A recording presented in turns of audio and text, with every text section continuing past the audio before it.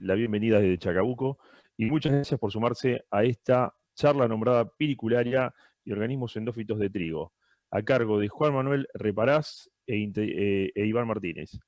A lo largo de la presentación que estamos a punto de ver, ustedes podrán ir enviando preguntas en la sección que ven a la derecha de sus pantallas. Y al finalizar la presentación les pasaré algunas de ellas a los oradores en base a la cantidad recibida y tiempo que dispongamos. Intentamos poder realizar todas y les recomendamos hacerlas en el transcurso de la presentación. Recordar que en el menú superior de la página principal hay una sección llamada Asistentes, donde podrán buscar a los oradores que están registrados en el Congreso y a través de ella misma poder chatear e incluso programar reuniones con ellos. No olviden pasar por el espacio de APRESID dentro del hall central, donde encontrarán entrevistas en vivo con especialistas, información de los programas de la institución y contenido exclusivo para los asistentes. Para seguir todo lo que sucede en redes, no olviden de utilizar el hashtag CongresoAPRESID y así no perderse de nada. A continuación voy a presentar brevemente a Juan Manuel Reparás e Iván Martínez para dar inicio a la presentación. Juan Manuel Reparás es ingeniero agrónomo, Facultad de Ciencias Agrarias y Forestales, UNLP, becario doctoral de la Comisión de Investigaciones Científicas de la Provincia de Buenos Aires, trabajó en el Centro de Investigaciones de Fitopatología, SIGBA, Facultad de Ciencias Agrarias y Forestales. Iván Martínez es becario doctoral CONICET, CIDEFI, Facultad de Ciencias Agrarias y Forestales, Universidad Nacional de La Plata. Ahora sí, señor director, lo dejo con las presentaciones. Buenos días, mi nombre es Juan Reparás, soy ingeniero agrónomo y becario doctoral de la Comisión de Investigaciones Científicas de la Provincia de Buenos Aires. Trabajo en el Centro de Investigaciones en Fitopatologías en la Facultad de Ciencias Agrónomas y Forestales de la Universidad Nacional de La Plata. Mi trabajo de investigación se basa en el estudio de bacterias promotoras de crecimiento vegetal endófitas de trigo.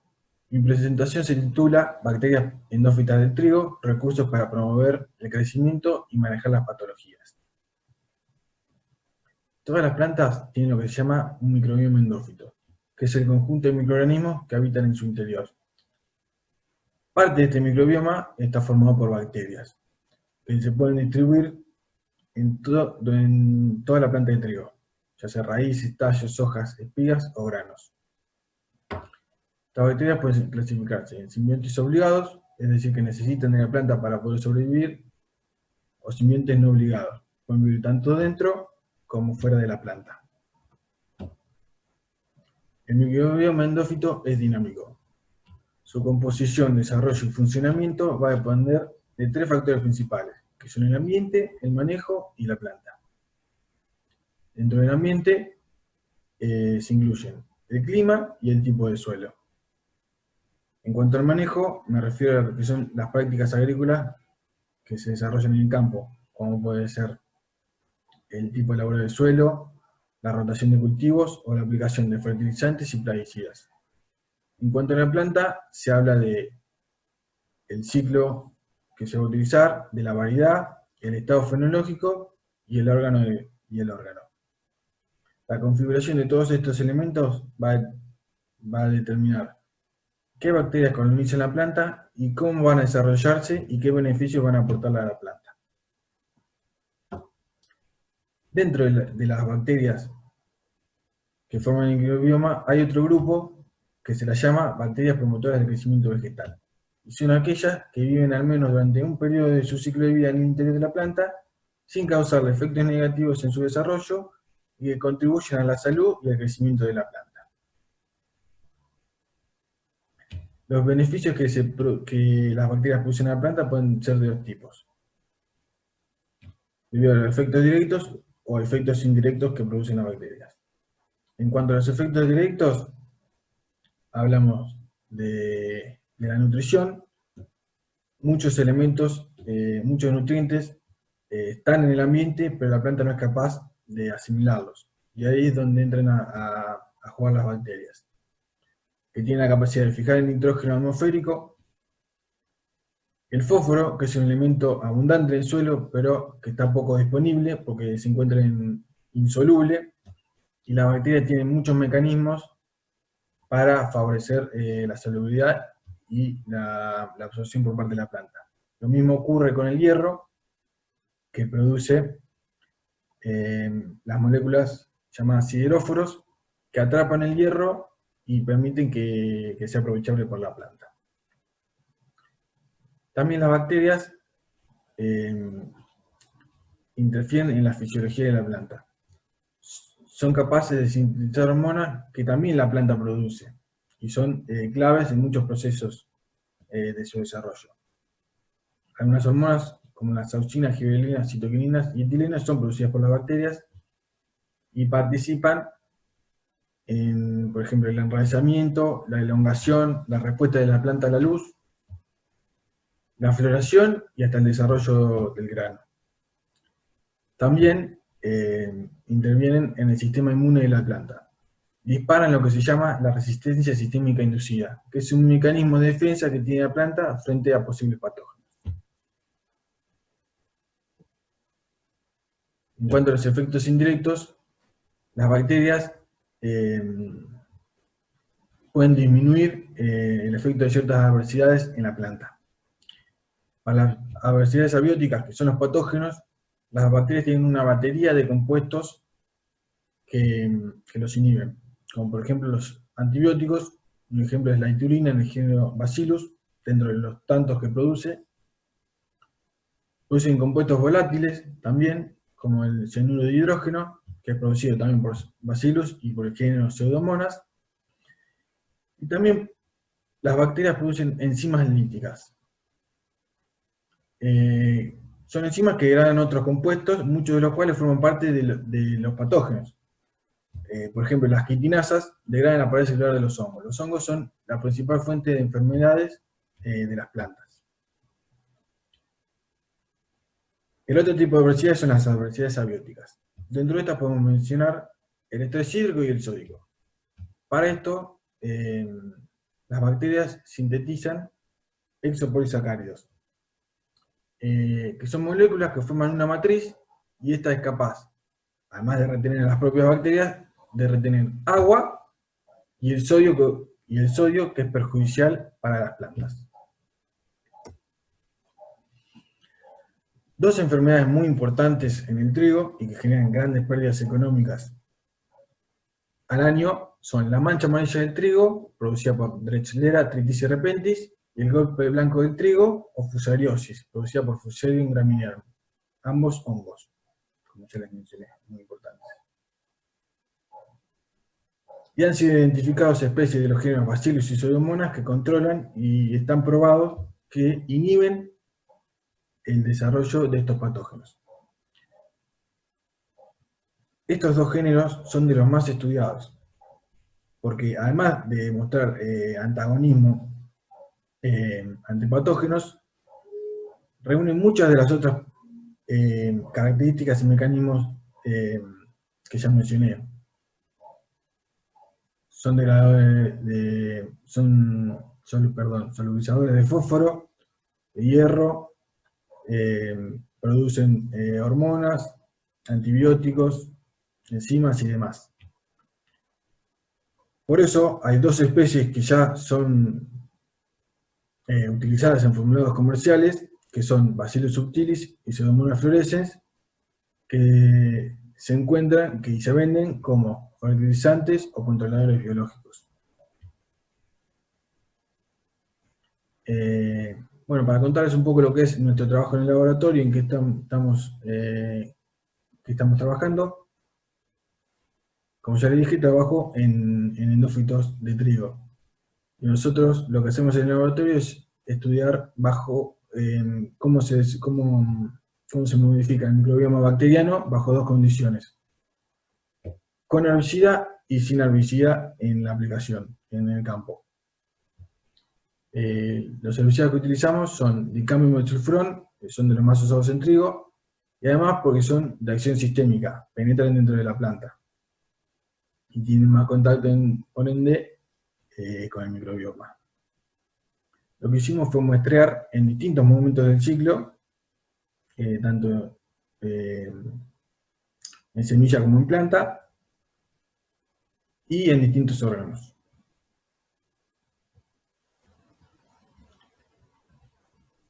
Esto es para mostrar cómo es el proceso de aislamiento directamente de la planta del campo. Nosotros la llevamos al laboratorio, la separamos en los órganos que queremos estudiar, se hace una desinfección superficial para asegurarnos de que todo lo que extraigamos sean las bacterias que viven dentro de la planta. Esta desinfección se hace en cabinas especiales que son estériles, y lo que se hace es romper ese órgano en una solución y luego hacer varias diluciones, porque dentro de la planta hay es mucha la cantidad de bacterias que hay, y eso se siembra en placas de Petri con un medio sólido, donde crecen todas las bacterias juntas. Entonces lo que nosotros queremos hacer es obtener el cultivo puro, y así aislamos nuevamente de esa placa cada bacteria por separado, y obtenemos, como se ve en la imagen del centro, el aislado puro. Nuestra colección supera los 4.000 aislados.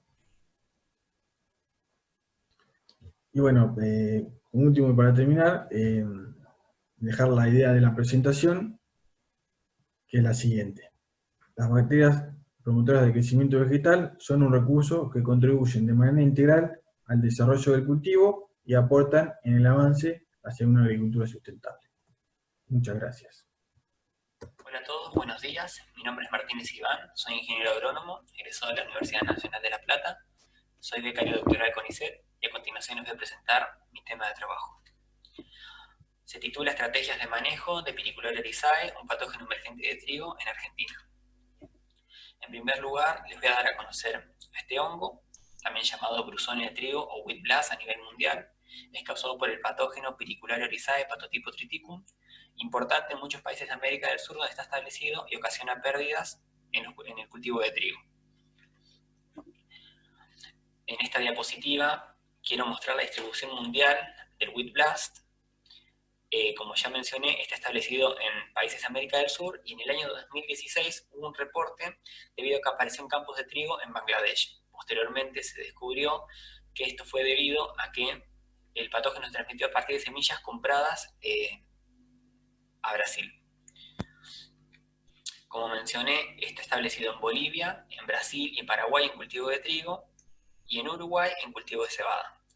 En Argentina los reportes fueron en el año 2007 en provincia de Chaco en cultivo de trigo, en 2012 en Buenos Aires en una estación experimental y en 2015 en la provincia de Corrientes en un cultivo de cebada forrajera variedad Alicia. SENASA solo tiene registrado la Piniculora erizae que ataca al arroz, pero no a la que ataca a trigo o a cebada. Por lo tanto, desde 2015 hasta la fecha, el grupo de trabajo nuestro ha estado trabajando con muchas variedades comerciales de trigo argentinas, testeando en invernáculo el comportamiento de sus cultivares frente a este nuevo patógeno, para prever qué sucedería si el patógeno llegara a establecerse en el país.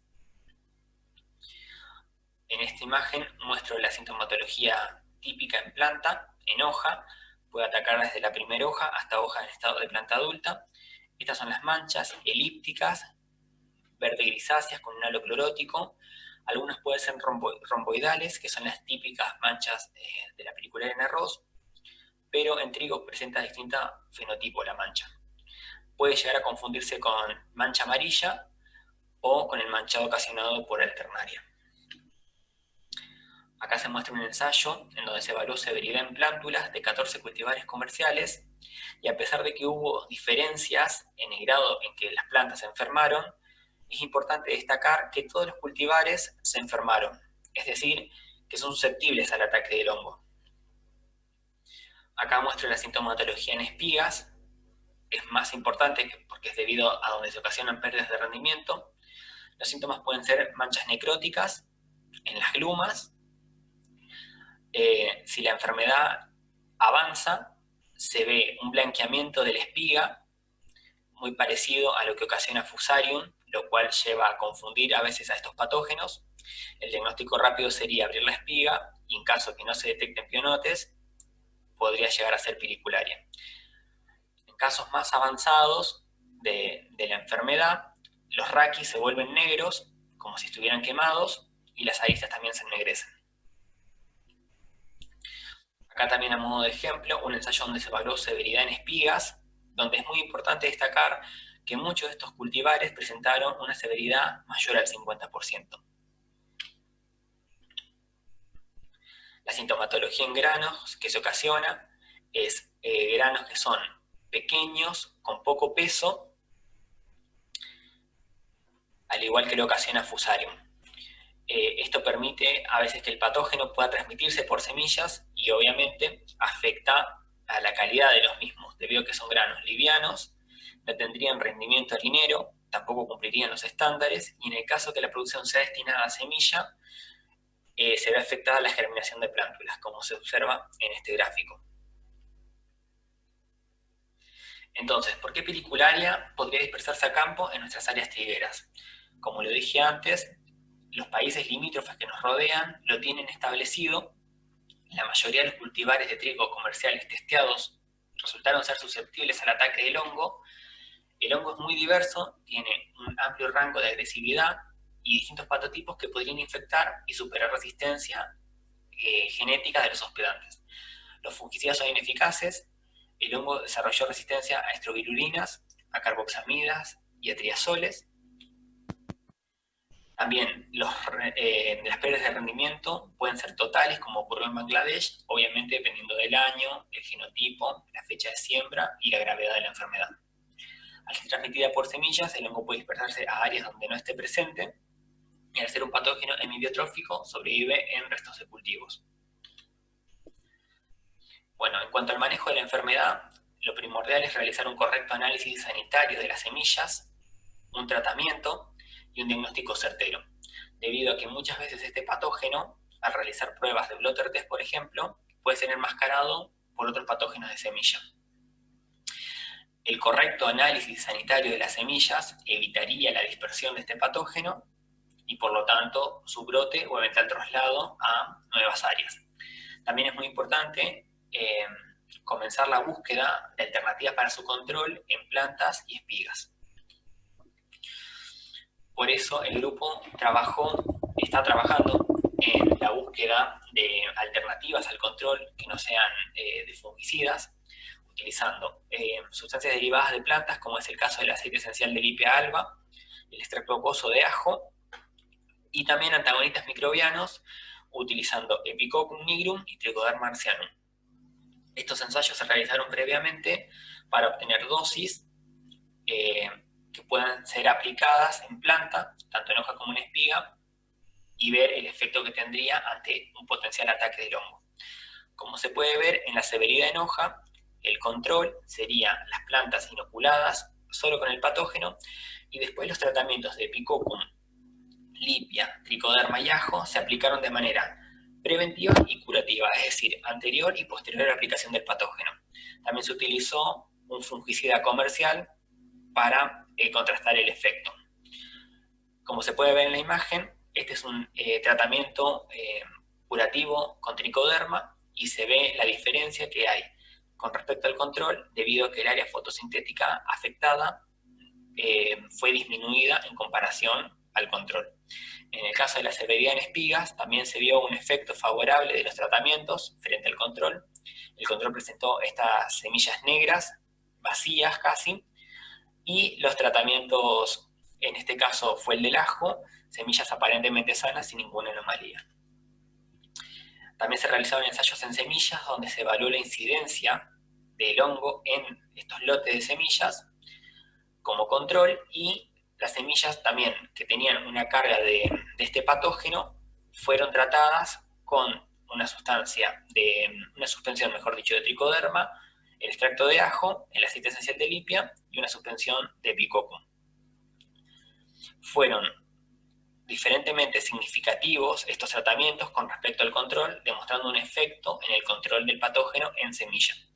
Como se pueden ver en estas imágenes, un tratamiento a la izquierda con tricoderma aplicada posteriormente, y el otro es el tratamiento testigo, que eran las semillas solamente con el inóculo. Como se puede ver, hay una diferencia en la altura de las plantas, como así también en la cantidad, debido a que el patógeno, como lo dije previamente, afecta la germinación de las semillas. Esto nos demuestra que hay alternativas que permitirían realizar un control de este patógeno. Los aspectos a tener en cuenta, debido a todo lo que ya dije, es un mayor control de las semillas que se comercializan, sobre todo con países vecinos, desarrollar modelos predictivos basados en lluvia, temperatura, para distintas zonas, priorizar la búsqueda y obtención de variedades resistentes, terminar de comprender y establecer el ciclo de este hongo, debido a que no está muy dilucidado el rol de las malezas y el del rastrojo. También investigar medidas potenciales de control, como pueden ser el control biológico, metabolitos derivados de plantas, también nuevos fungicidas, y ensayos que validen estos tratamientos, tanto en semilla como en planta. Obviamente, todo esto dentro de un marco de un manejo integrado, donde no solo se realiza un control químico, sino también algo cultural, como puede ser la fecha de siembra, como hacen en Brasil, o con una variedad resistente. Bueno, esto fue un pantallazo para que se comprenda y se le dé importancia a este patógeno cuarentenario que puede potencialmente establecerse en nuestro país si las condiciones agroecológicas se llegan a dar. Bueno, muchísimas gracias por su atención. Eso fue todo. Como pueden ser el control biológico, metabolitos derivados de plantas. Bueno, muchas gracias a Juan Manuel Reparás y a Iván Martínez por sus presentaciones. Y ahora me gustaría pasarles algunas preguntas de la audiencia que fui recibiendo. Recuerden que tenemos 15 minutos. Bueno, vamos con la primera pregunta. Entiendo que es para Juan Manuel esta. ¿Por qué se estudia con aplicación de herbicidas y si tienen algún efecto sobre las bacterias? Esto fue un pantallazo para que se comprenda y se le dé importancia.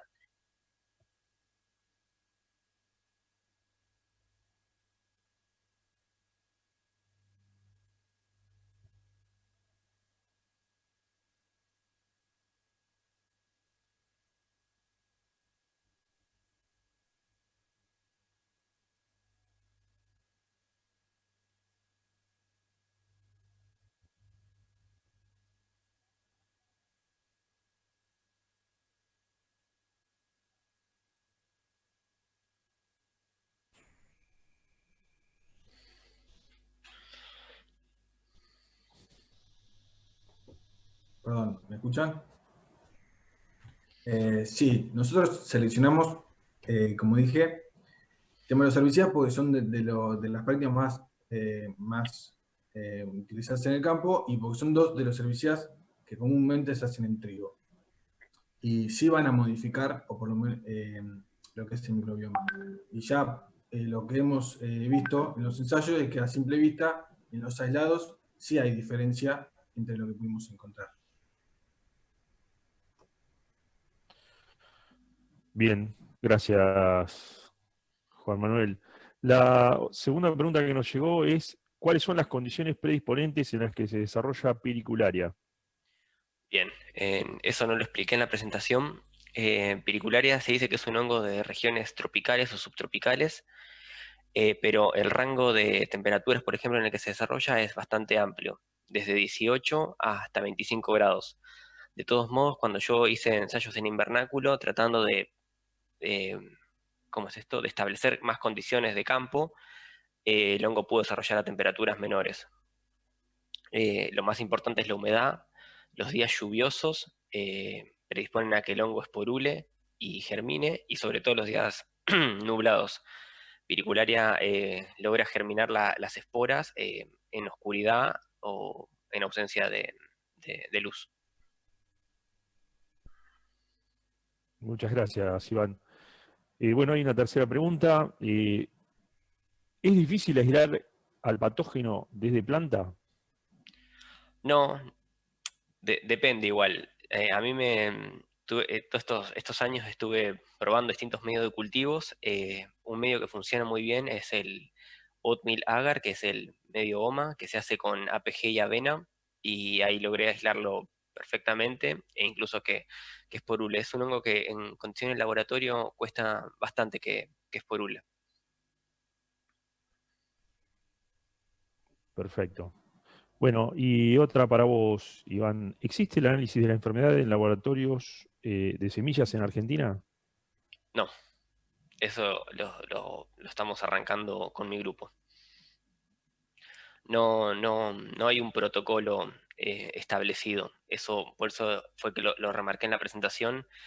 Muchas veces cuando he recibido material, semillas enfermas o incluso en propios ensayos, al tratar de aislarlo desde semillas, se enmascaraba por otras como son la alternaria que siempre sale y es un súper contaminante en este caso, pero teniendo un protocolo tal vez de desinfección, porque el hongo puede estar incluso adentro de la semilla, de hacer una desinfección bastante simple, digamos, superficialmente, se podría aislar. Lo importante es saber reconocer la colonia. La colonia es muy típica y si da conidios, los conidios también, como se vio en la imagen, son típicos de este patógeno que evitan confundirlos con otros. Pero sí, la pregunta es muy buena. Estaría excelente tener un protocolo de laboratorio para identificarla en lotes de semillas. Sí, la verdad que sí. Sería óptimo. Hay otra pregunta más. ¿Cómo evaluamos agronómicamente a los biocontroladores? ¿Cómo los posicionamos agronómicamente en un sistema de siembra directa?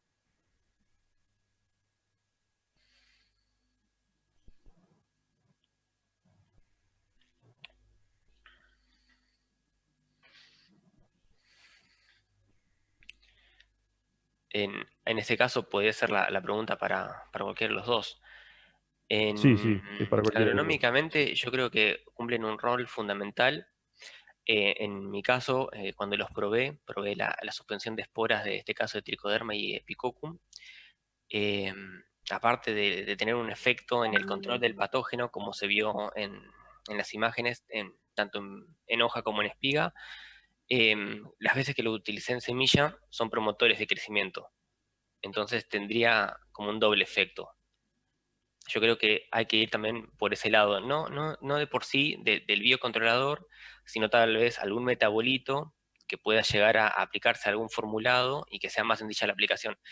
Los biocontroladores son excelentes, el tema es que si uno trabaja con suspensión de esporas y no se hace un formulado con algún conjugante o algún aditivo que evite la germinación temprana de esporas, tal vez es muy difícil a nivel industrial lograr eso. Entonces habría que ir por el lado de los metabolitos secundarios de los biocontroladores.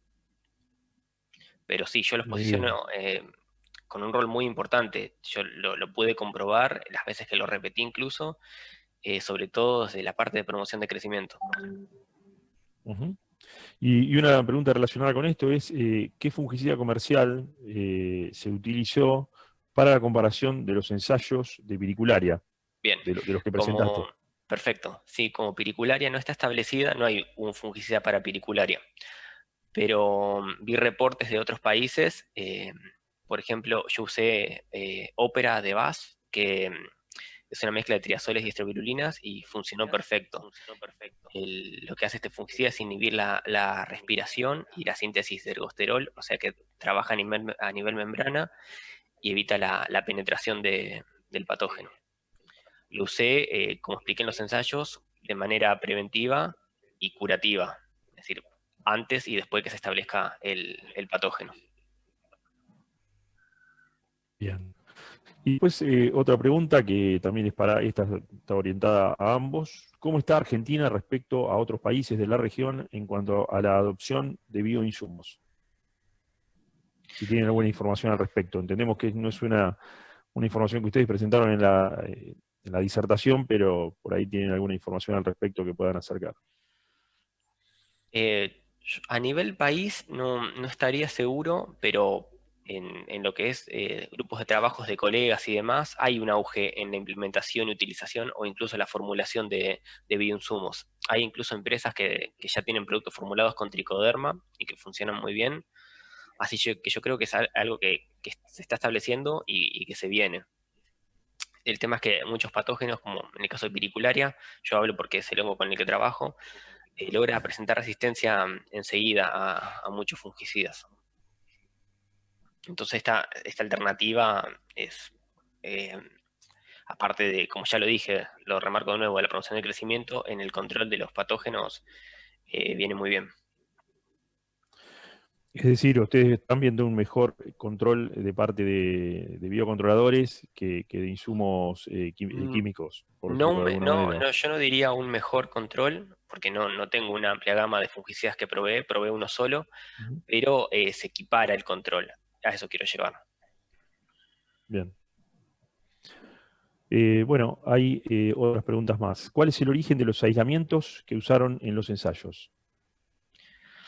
Bueno, en mi caso, todos los ensayos todos los aislamientos los obtuve desde el reporte ese que puse, que es mi directora, la doctora Analia Perelló, de un ensayo en la Estación Experimental de Santa Catalina, en Lavallol.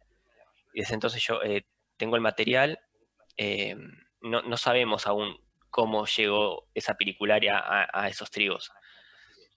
Traté de rastrear el origen, las variedades y demás, pero no fue posible. Después también parte de la colección son piriculares que encontramos en malezas, como muy importante fue el Oleum. Del Oleum sacamos muchísima piricularia. Es la piricularia de todos modos para malezas, pero en ciertos ensayos que probamos patogenicidad cruzada también lograron infectar. Por eso yo dije, el rol de las malezas no está muy dilucidado, o sea, no se sabe si el patógeno está resguardándose en los rastrojos o produce un salto desde la maleza hacia las espigas. Pero bueno, ahí medio me fui por las ramas. El origen de estos aislamientos que tengo, que son hasta el momento 50, son de este lote experimental de Lavallol, del año 2012. Bueno, te Bien. cuento en Acá mi hay otra caso. pregunta un poco... Sí, discúlpame, Juan. Adelante. Yo obtuve todos los aislados en el INTA Barro. Todos fueron aislados el año pasado, 2019, y de una variedad de trigo MS INTA de 215, que también es del INTA.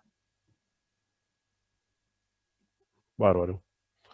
Gracias por la respuesta. Después hay otra pregunta, esta es un poco lateral, no está enfocada directamente en trigo ni en la temática que ustedes presentaron, pero se las acerco por si tienen alguna respuesta. ¿Existen experiencias a nivel de lote con endófitos de trigo con resultados exitosos, como podrían ser los endófitos de festuca o lolium en otras latitudes? Nosotros hemos hecho estudios en parcelas y tenemos resultados, son promisorios, pero el tema de los ensayos de campo son difíciles, por el tema de condiciones climáticas del suelo, es difícil probar el rendimiento, hay que hacer varios ensayos para para poder ver las diferencias. Ujú. Muchas gracias. Iván, ¿querés agregar algo? No, bueno, tengo también la misma información de Juan porque trabajamos en el mismo laboratorio. Hay varias personas en nuestro grupo que trabajan con endófitos, pero ensayos a lote, no, yo no he visto más que nada todo en condiciones controladas de invernáculo. Ujú. Bien, y otra pregunta para ambos. ¿Cuál es el rol de las malezas en el caso de piricularia en trigo? Bueno, una vez que termina el ciclo de trigo, digamos, siempre es la pregunta qué pasa con piricularia. Una de las vías puede ser, como ya lo mencioné, que esté en rastrojo, que se preserve en rastrojo. Yo logré aislarla de rastrojos de trigo, sobre todo de tallos. Y la otra vía son las malezas. No está dilucidado bien cuál es el rol, pero hay hipótesis que suponen que el hongo salta desde el trigo hacia la maleza, se resguarda ahí en el periodo que no está el cultivo, y cuando el cultivo vuelve a emerger y se dan las condiciones, piricularia volvería al cultivo. Es lo que sucede en Brasil o en Paraguay. En Paraguay tiene un problema con avena negra y es la misma piricularia que va de una planta a la otra. Ujú. Muy bien. Bueno, muchas gracias. No hay más preguntas por ahora con el tema. Le agradecemos mucho la presentación. Es un tema que esperemos que no llegue, pero si llegara a pasar que esta enfermedad o esta endofitia pueda ingresar en Argentina, ya sabemos que al menos se está haciendo algo al respecto y además queda este documento para uso de técnicos y distinto público del Congreso y otras personas, profesionales, productores que lo necesiten. Así que les agradecemos mucho las presentaciones, les agradecemos la participación en el Congreso y nos despedimos por ahora en un ratito, que van a seguir las presentaciones en el Congreso a presidir. Muchas gracias. Muchas gracias.